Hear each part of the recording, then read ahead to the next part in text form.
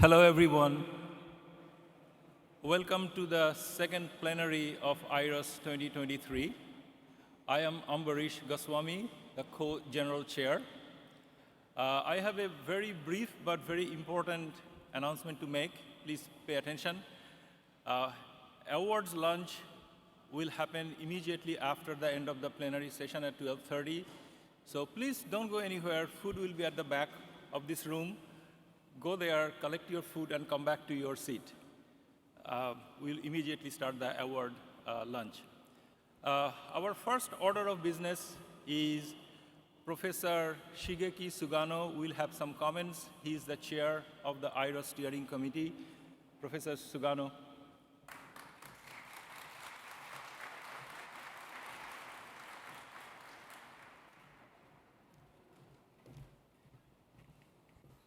Hello, everyone. My name is Shigeki Sugano, Steering Committee Chair of IROS. So first of all, I express sincere thanks to Jim, General Chair of IROS 2023, and Bobby, the Program Chair, and their committee members and staffs and volunteers for making this conference a success. Please give a big hand to them.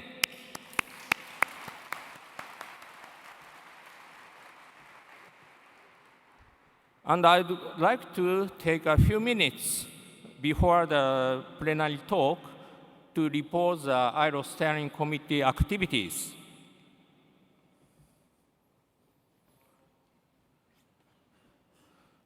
So IROS was established, founded in 1988 by Professor Toshio Fukuda and Professor Fumio Harashima. The conference title is IEEE RSJ International Conference on Intelligent Robots and Systems. There are sponsoring societies, IEEE Robotics and Automation Society, IEEE Industrial Electronics Society, and the Robotics Society of Japan, Society of Instrument and Control Engineers, and New Technology Foundation. New Technology Foundation is a non-profit organization, and there was big contribution to found the IROS in the first stage. And now the financial responsibility has 4 societies: RS 25%, IS 25%, RSJ 35%, SIZE 15%. And IROS conference is managed by mainly a steering committee of IROS. So this is the composition of the steering committee members 2023.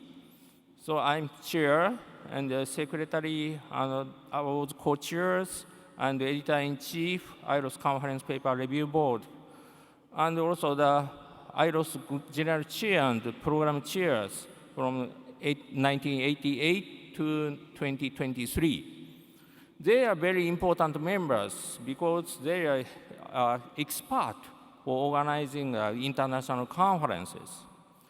And president of sponsoring societies, there is 4 presidents. So those who want to organize the IROS conference in the near future send us a proposal to determine the venue, general chair, and conference chairs. Then steering committee carefully review that proposal. And finally, steering committee vote to decide the venue and the chairs. So this is a history of IROS conferences. Just I zoom over from 2011 to 2027. As you know, there is a flagship conference of last is ICRA, and we have IROS. So you can see there, so we have 3 regions rotationally to hold a big conference. So 2023 this year, the ICRA was held in London, Europe. and this IROS now in Detroit. And next year, IKRA goes to Yokohama, Japan. It's Asia. So there is 3 regions: America, Europe, and Asia and Oceania. So the next IROS will be held in Europe, Abu Dhabi. After that, IKRA go to Austin, and IROS go to Hangzhou, and Vienna, Pittsburgh, and Seoul, and Florence. Just last steering committee meeting of IROS, the Florence, selected to the IROS 2027. This is the statistics of IROS. Paper submission, you can see the blue line with the paper submission, all around the 3,000 something. And this is the statistics of attendees. You can see the green line, the bottom green line. So this year, we have around 4,500 something. So 2020 is a very special data because that is the COVID-19 diseases. Then the general chair, Paul O, decided to hold the conference free. Registration is free. Then do you know the number of registration? It's over 20,000. But some people says that is a free. Then the line is say the paid attendees. If paid attendees, there is 0. So there is a line there too. But actually, the important thing is that over 20,000 people have the potential to attend the International Conference on Robotics. Okay, this plenary talk, after the plenary talk, we have an award luncheon. So there are several awards in the IROS. There is 4 IROS awards: Harashima Award, Distinguished Service Award, Toshiokuda Young Professional Award, and IROS Fellow. And conference award is many conference awards. We categorize the fundamental and applications. So there are AI system, mechanical controls, and industrial application, entertainment, rescue and manipulation, and agriculture. So this is a special case in IROS. There are several awards sponsored by private companies. And also, I want to cover all the fields of intelligent robotics and systems. So there is soft robotics, vision, sensing, medical, where there is no awards. So please submit your proposal if you want to have a sponsor. I'm waiting for the sponsors. Okay, thank you very much for your attention and enjoy IROS 2023. Thank you very much.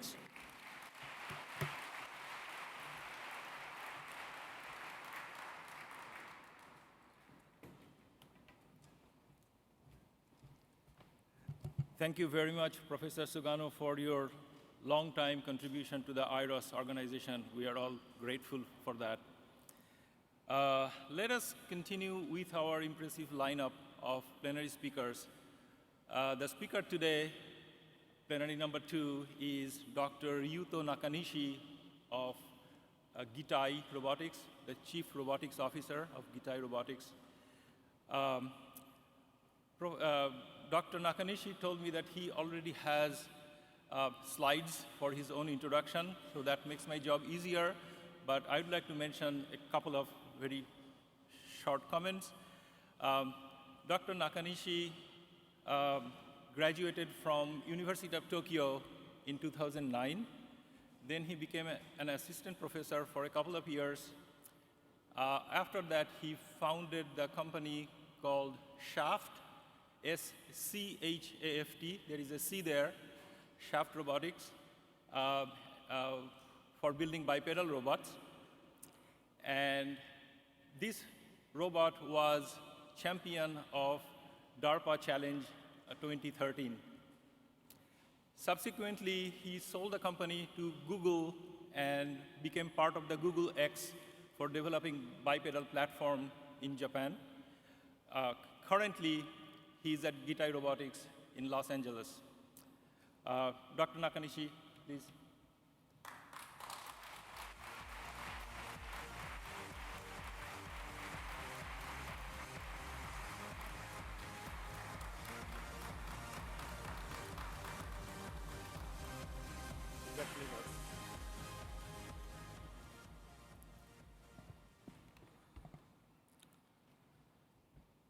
Thank you for introduction, and thank you for giving a great opportunity of plenary talk. I'm Yuto, Chief Robotics Officer, GITAI.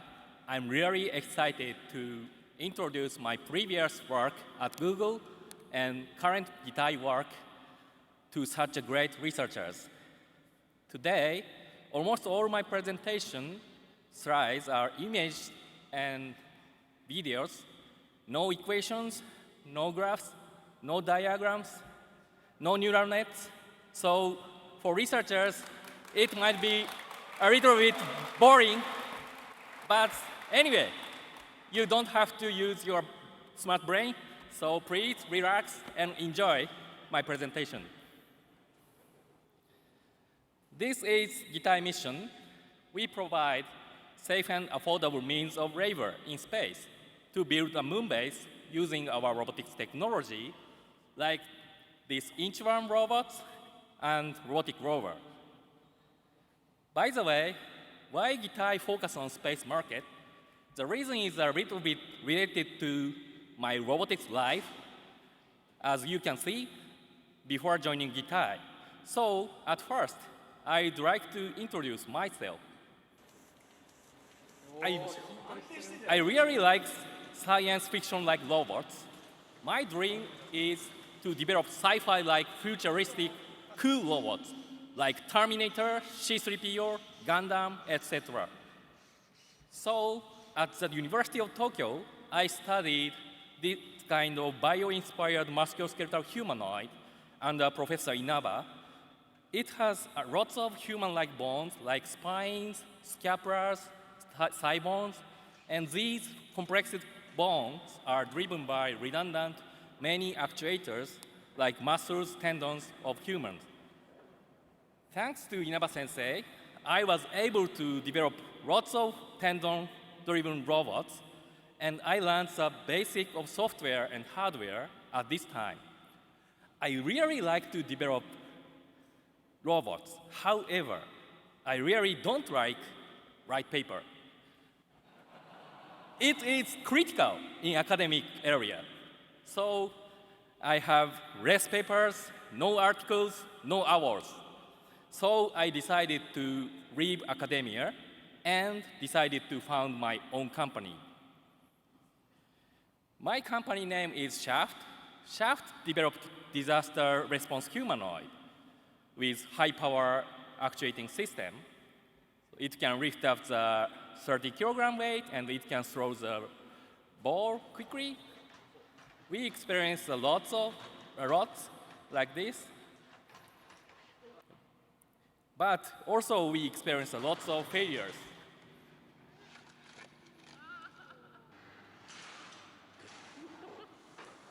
Sometimes sparks. But finally, fortunately, we won the first prize of DARPA Robotics Challenge 2013 trial.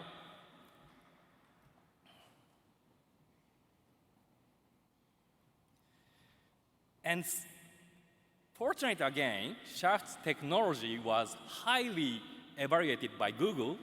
SCHAFT was acquired about 10 years ago, and also I joined Google as a manager of biped platform team in Tokyo. From next slide, I will talk about our team's missions, development philosophy, lessons learned in Google. Our mission is very simple: developing bipedal platform which can go anywhere with low cost, and our robot competitor is human labor. This is one-pager we used for explanation our team's mission to our boss, like a very high-level boss, but they don't know robotics. But anyway, and our development philosophy is doing rapid development iteration. Actually, we had developed 99 prototypes towards low-cost, low-energy, efficient, high-mobility biped platform in 5 years. This is one of the examples of the parade gathering our the latest robots and old robots, but sometimes easily falling down happens. And this is a backstage of the scene. Behind the scene, we need lots of people to rescue our robot. And I introduced our robots in Google. First, this is the first product of the Google. It's almost same SCHAFT robot, and this is a covered one.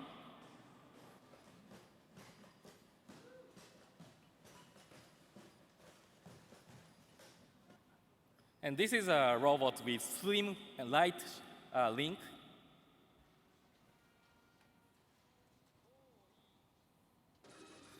But we decided to use linear joint for simpler leg structures like this.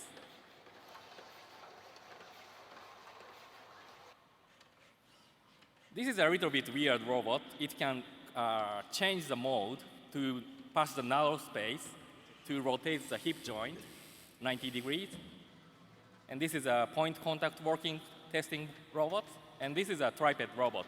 But it's a little bit not a good idea for us. If we traverse torso part, we can reduce the boundary volume. So we transpose the position of the torso. This is we call this one as T2T. It has a nice balancing capability.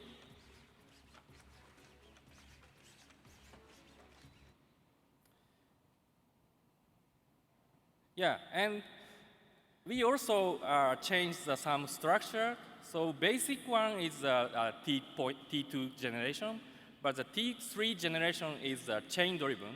So as linear actuator, we use chain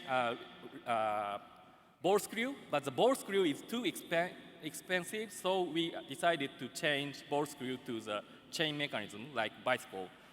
And also, T4 series is changing the position of the degree of freedom. So first one is we have 3 degrees of the freedom at the hip side, but the T4 series moved 1 degree of freedom to the ankle side. And as a result, we can make the hip structure simpler. And final version is a combined chain-driven and the position degree of freedom change idea. It's called T7 series. 3 plus 4 equals 7. It means T7.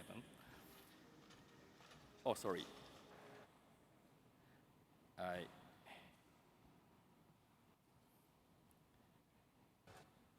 Yeah, and this is an actual robot, T7 and T4 and T3 series.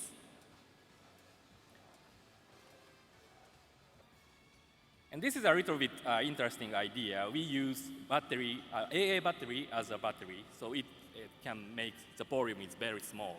And this is another interesting idea.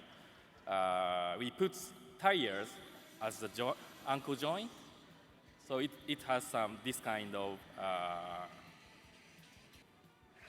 wheel mode, and also it can change the wheel mode to working mode, and it can work. And this is a final version of our product, U1 series, and it can work at 4.8 km per hour. And also it can deassemble to 3 parts, so I can easily bring the robot only by myself. It's my house, so I can easily enjoy the robotics life. So from now, I'd like to introduce some example of our development. So first, we tried to remove water cooling system, which is one of key technology of SCHAFT for achievement of high power. Like this video, water cooling system is very fragile.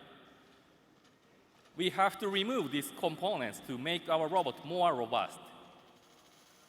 So you can see the water tank is crushed By the way, honestly speaking, this key technology is almost for getting investment from venture capitalists because investors like this kind of easy, understandable technology. However, we think most important thing is to develop capable robot is how to integrate various types of lots of key components. Only one key component never drastically improve robot capability, I believe. Integration is most important, we think. This is our philosophy and mind of development. First generation of a motor driver can drive only one axis of brushless motor driver. It means we need lots of motor drivers and also lots of expensive parts like FPGA. So we decided multi-axis motor drivers. We developed multi-axis motor drivers. Second generation can drive 4 axes. Third one can drive 8 axes. And final version can drive 9 axes of brushless motors. It can also 6-axis brushless motors and 6-axis brush motor, in total 12 axes. It means our final biped robot can be driven by using only this one motor driver. And also our biped energy consumption became much lower than previous version. While stepping, the energy consumption is about 120 watts. This is actual experiment to measure how many hours this robot can walk with only battery usage. This case, 3 hours.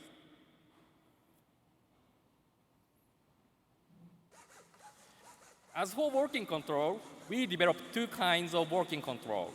First one is working control with online footstep modification. It works well, especially unstructured, uneven surfaces in nature, like soft, slippery, ground outdoor surfaces. But if there is some big dip or step like this, then it easily fell down because we don't use any perception result and assume flat ground surfaces. Second one is working control with perception. Footsteps and torso height is automatically modified by perception result.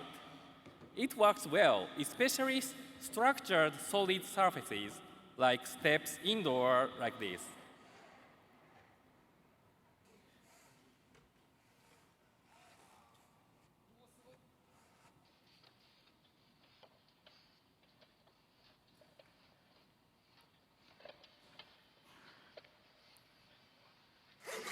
But if there is 3-piece structure, it easily fell down like this because there is no multiple footstep modification in future.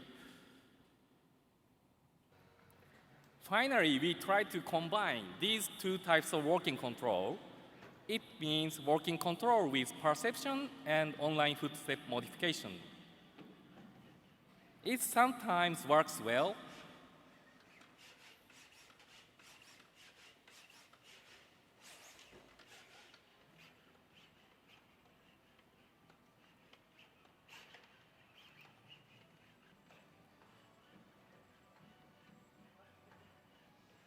However, sometimes fail. I heard the reason of difficulty many times to control guides. Why so difficult to combine 2 working control systems? According to them, especially when robot moves quickly, synchronization of perception result and robot position rotation is super difficult for us at that time. And online swing leg and torso height trajectory pattern generation is also difficult for us. So we fail to combine these 2 kinds of working control. As for payload, our biped can work with 60 kilo weights on its top. This time, working is so good.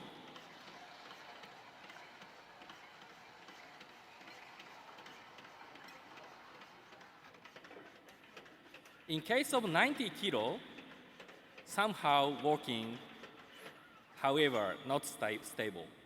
Anyway, my weight is about 100 kilograms, so I try to ride on our biped.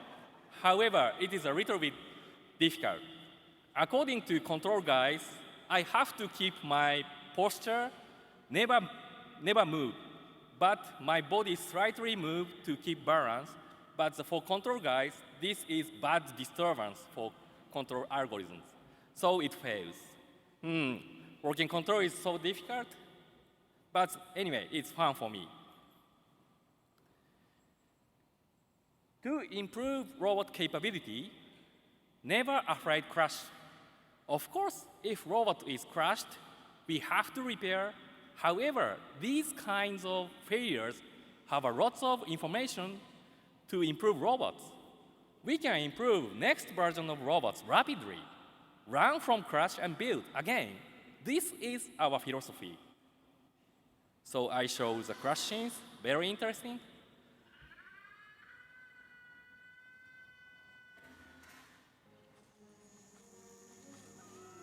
Sometimes even human beings fall it down.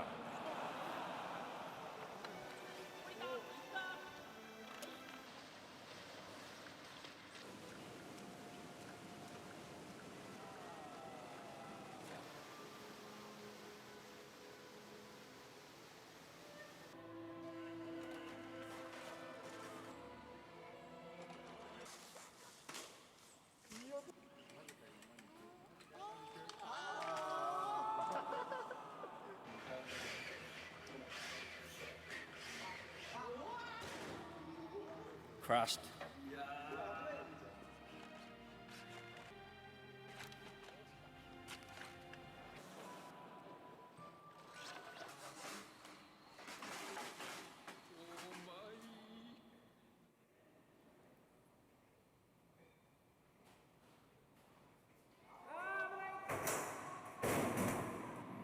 Super dangerous. And it's very important to do lots of experiments in various types of environments. I created lots of uneven surfaces in office. This is one of my jobs at Google. This is a challenge from me to our teams. So I prepare the various types of rocks and stones.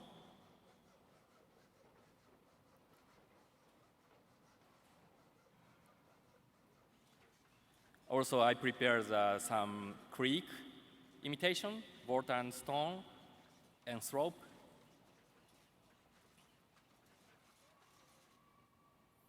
And also, I prepare stairs with dirt, wood, and rock.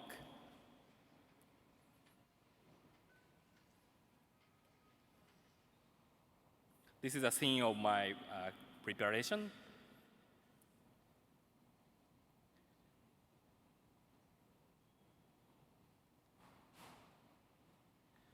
It is also very important to do experiments in real environment. We did also lots of field tests. This is stairs inside building, Saitama Stadium, football stadium, because I like football. And also this is uneven dirt, forest, orange trees, branch.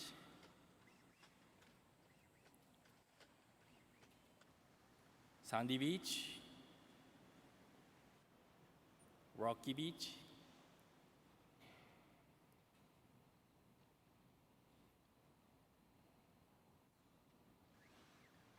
Stone stairs.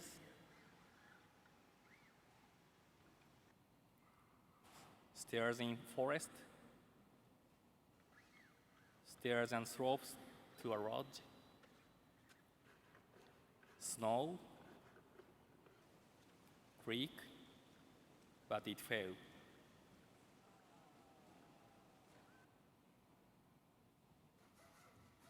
Finally, our biped can walk at 3 km per hour speed with 30 kilogram weight for 4 days, walked 300 kilo, and total verification distance reached 2,600 kilo, almost same distance of Japan Island.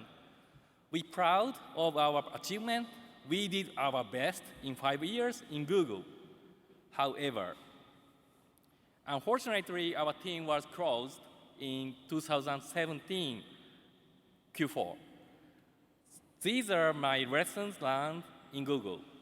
It's very important to find how to make money using our robots. But we failed to find the way on the ground market because there was significant gap in cost and performance between human labor and our robots. Human labor can do more tasks in addition to carrying objects. However, our biped can only carry the object. And also, human labor cost is much lower than our robots. Biped robots definitely fall down. My team closed, so I had to find another place to pursue my dream to develop sci-fi-like robots. Then I met GITAI. GITAI focuses on space market. Currently, only human astronauts can work in space, but astronauts are very expensive. According to NASA, the cost is $130,000 per hour, not per year. The reason is rocket launch fee is still too expensive, and we have to bring not only astronauts, but also their foods and waters, and have to launch rocket many times. And also, space is very dangerous. No air, tough temperature condition, lots of radiation. To survive in space, human astronaut has to wear spacesuit. Especially, they have to wear the thick gloves. And due to the thick glove, they lose their dexterity. So, in space, robots can compete with human astronauts in cost and performance. This is the reason why GITAI focuses on space robot market. And I have another reason. Space robot, this is very sci-fi-like cool robots, like Star Wars or Gundam or such kind of thing. So I decided to join GITAI, and now I'm here to introduce GITAI to you. Again, GITAI's mission is providing safe and affordable means of labor in space to build Moonbase. And GITAI has these 3 capabilities. I introduce one by one. First capability, we have capability of vertically integrated design for rapid development iteration. This is totally same philosophy as my team in Google. We can develop all key technologies in-house without outsourcing. Now, GITAI has 40 employees, including me, still compact organization. However, we have good mechanical engineers, electrical engineers, middleware software engineers, application layer software engineers. Basically, we can develop our fully custom robot system by ourselves in-house without any outsourcing. Only fabrication of metal parts and PCB boards, we use vendors, but design, assembly, evaluation, testing are done by ourselves. So, GITAI can rotate these kinds of rapid development iteration thanks to vertically integrated in-house and compact size of company. In case of big company or multi-company project, there are lots of meetings, paperwork, sometimes politics occurs. GITAI can minimize such kind of annoying things, so this is one of our strong points. We can quickly develop our robots. Actually, we have developed various types of robots these 5 years. I will show you GITAI robots. This is the first product, small humanoid P5, by using off-the-shelf modules, and this is a life-size one. And we start to develop our custom GITAI motor module, and this is a prototype G0 with GITAI motor modules. And this is a humanoid type G1 with GITAI motor module. We also developed the rover prototype R0 with off-the-shelf actuators. This is my robot. And this is a rover human R1, G1 plus R0. And this is the next version of our rover. And this is the next version of the rover humanoid, R1.5. And this is a space arm S1 for inside of ISS demonstration. And this is a S2, next generation of the technical demonstration. This is a 10-meter size robotic arm. And also we conducted the neutral buoyancy test, waterproof one.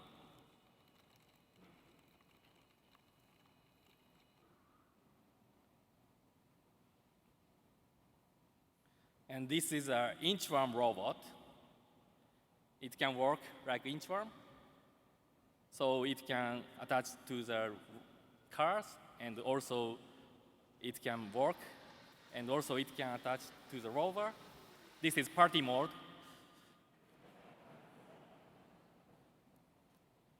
No meaning. And second capability, we can show robot task capability using real robot, not simulation, in real environment. This is our latest inchworm arm. All components like onboard computer, power unit, motor drivers are embedded in its body. And the effector has two changer functions, camera and LED, for autonomous operation and special mechanism to grasp grapple fixture. Thanks to this mechanism, our inchworm arm can walk by itself and handle various types of tools. It also has enough torque to operate even under 1g gravity for ground demonstration on the Earth. So we can demonstrate in front of our potential customers like NASA guys or DoD guys. By using this inchworm, we can prove robotic capability for construction of Moonbase. I will show you our last March ground demonstration at Dumont Dunes Desert area in California. So this is a inchworm towing some small vehicle, and there is some inflatable module inside of the vehicle. And also our robotic rover carries a human astronaut. And this is a tire exchange demonstration using the inchworm robotic arm. And this is an example of placing solar panels by using avatar robots. And this is an example of the sampling using the various tools like drill tools, making holes, and using backhoe tools to scoop the sand, and change the tools for the gripper tools. It removes the lid of scientific bin, and finally, sand is collected. And this is a most interesting demonstration, welding task.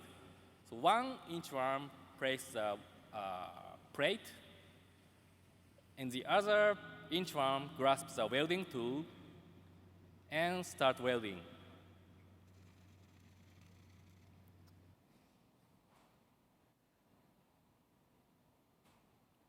It looks so cool. And this is a behind the scene. So we bring our robot by using our special trailer. We need lots of people to conduct this kind of experiment.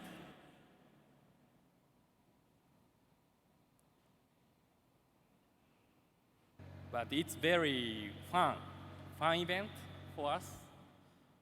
We like barbecue, and sometimes our GITAI trailer gets stuck, so we need human power. No robots rescue our travel. And final one, we can prove mature key components for space use case. In space industry, it's very important to prove high technical readiness level. We have made lots of efforts to boost our TRL, technical readiness level. As for these key components, like actuators, tool changers, computers, and motor drivers, we already have conducted several space environmental tests, like thermal vacuum testing, thermal testing, random vibration testing, radiation testing, and so on. And we will conduct our technical demonstration outside International Space Station in early 2024. After that, these key components will reach TRL 7. 7 is a special meaning, especially in space industry. This is a video of our space environmental test. We use the largest thermal vacuum chamber in Japan Space Agency. This is 8-meter diameter large space chamber. Inside the chamber, we conducted autonomous assembly tasks for solar panel mock-up. These motions were done by our autonomous software using visual feedback.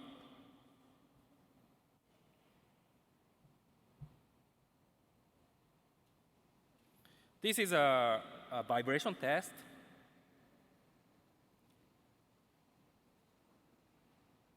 For rocket launching shock. And this is a vibration test of the entire arm. And this is a radiation test. We tested our electronics, like cameras, onboard computers, motor drivers, and so on.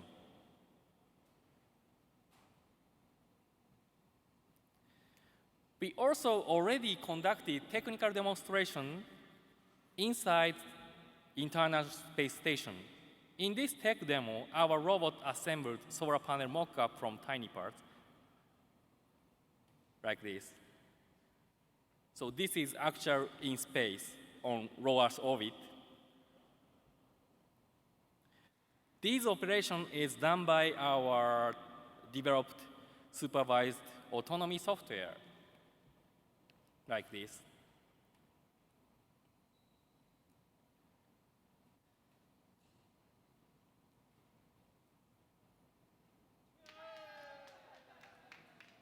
And operator celebrates the finish all tasks.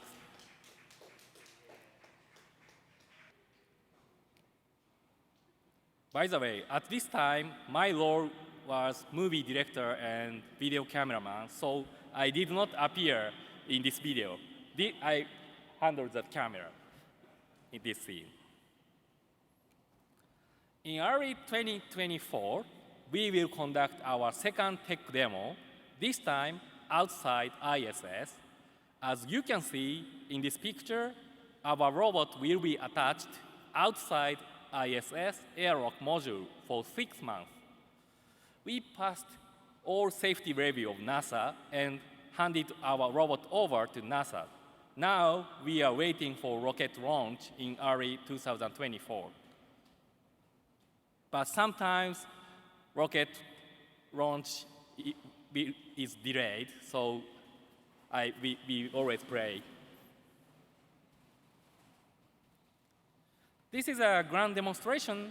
Basically, totally same demonstration will be done outside ISS next year. This is operation view. Task is done by also shared autonomy. And robotics arm grasps the screw tools and tightening or loosening screws, handling the panel.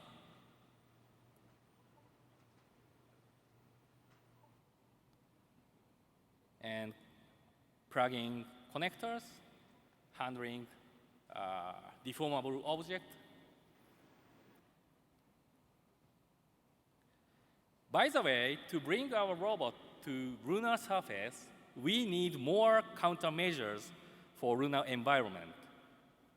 There are lots of countermeasures needed, but one of the big issue is the regolith.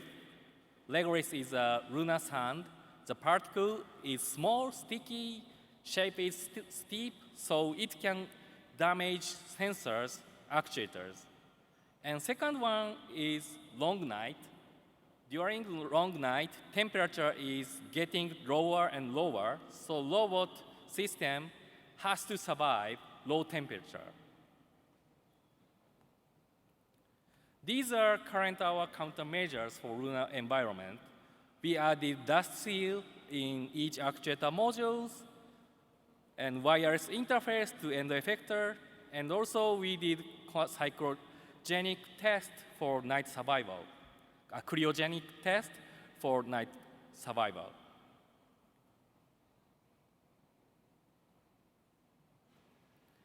This is a cryogenic test video. We put our actuator module in liquid nitrogen directly. After temperature becomes negative 195 degrees, we picked out 195 degrees Celsius, not Fahrenheit. We picked out the modules and wait for the temperature, return to the room temperature. Then we verified our motor module still works well.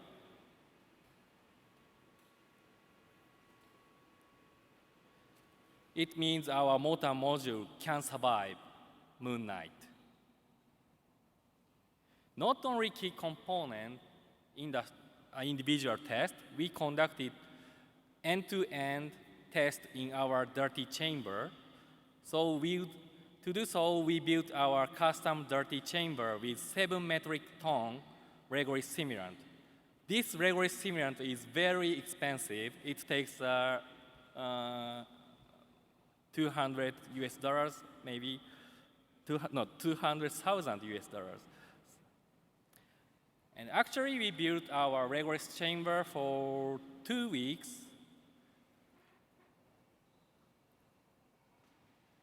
And we put our rover inside the chamber. And we open the regolith simulant. But regolith simulant is dangerous for human beings, so we have to wear this kind of special suit and masks. And actually, we verified our tool changer works well, thanks to wireless charger. Actually using real robot.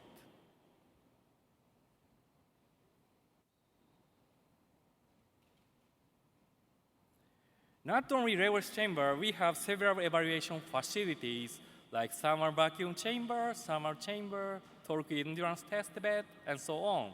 Thanks to these facilities, we can evaluate our new key technology, new key components in-house.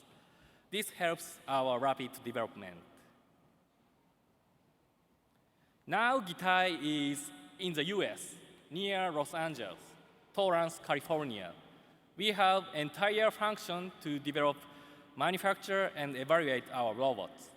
Please visit our office if you are interested in GITAI activities. And this is our office appearance. As you can see, this is warehouse. The ceiling is high. We can easily develop construction demonstration by robots, and we can easily create our sand pool on parking lots. Maybe landlord get angry, but we can do that. It's super tough thing for human.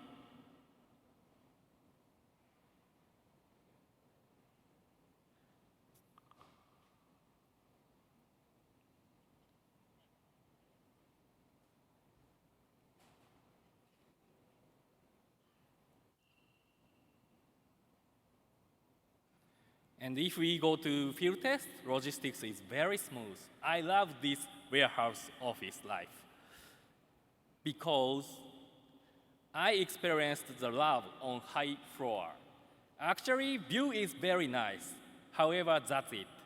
There are payload limits, crowded elevator for logistics, noise problem, underneath tenants, high rent fee. I highly recommend not to select skyscraper. And my presentation is almost finished. Finally, I have one more thing. According to NASA, on lunar surface, it's very important to build tall tower for solar panels from point of view of efficiency. So we kicked off our building tower project and conducted the demonstration last week for ILO's presentation. So we'd like to show you our latest experiment. First, our inch-1 robot picks up the module and places the module on the rovers, and rover brings the module to the tower, and inch-1 transferred from rover to tower, and inch-1 assembles the modules, work. Sometimes two arms worked collaboratively, like this, like doing the bucket relay things.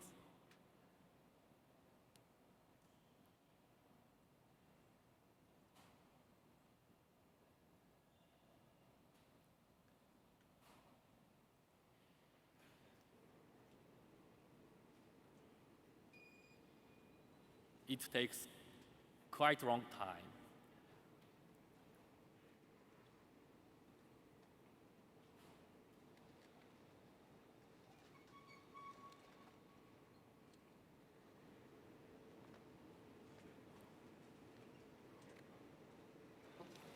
Somehow it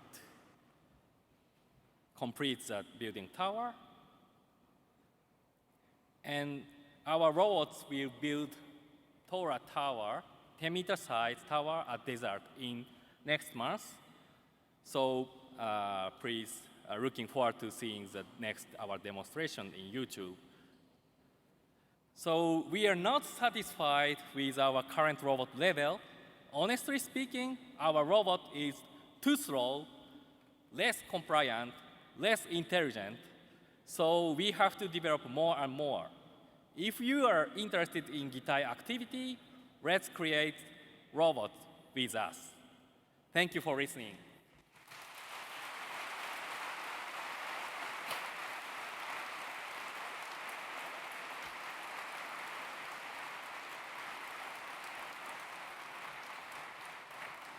Thank you very much. Thank you very much. That was an amazing talk and an amazing body of work. I hope you also enjoyed.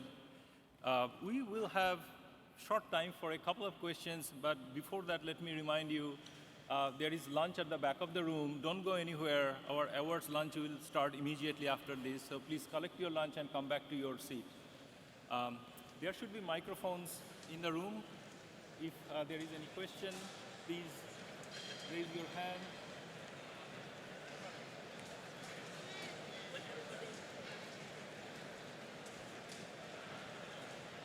I actually asked Dr. Nakanishi if GITAI is an acronym, and he said it is not an acronym, although it comes in all capitals. Maybe you can explain the meaning of GITAI.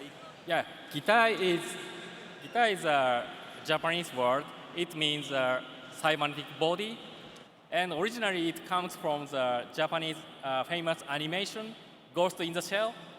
And our GITAI CEO really likes this guy, Ghost in the Shell. So he named his company GITAI. Any questions? On behalf of the organizing committee, we'd like to give a small gift as a token of appreciation to Dr. Nakanishi. We have more questions.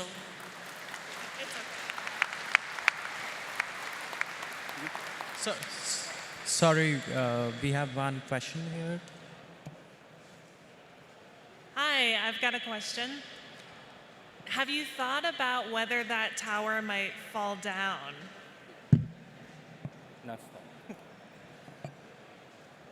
Sorry, I cannot understand what you are saying.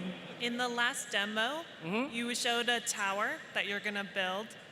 What strategy are you going to make sure it doesn't fall down? So honestly speaking, we experienced falling down. So yeah, so it's a little bit dangerous experiment. But now, in this demo, this base module is rigidly fixed by using, how can I say, anyway, rigidly fixed to the ground. But each modules are some falling down, there is some falling down risk. But you can see the two holes. The one hole is a hole to grasp the module by using inch-1 robot. And the other hole is some rocking mechanism to each module is combined rigidly. So, oh really? Oh, so you cannot see this one.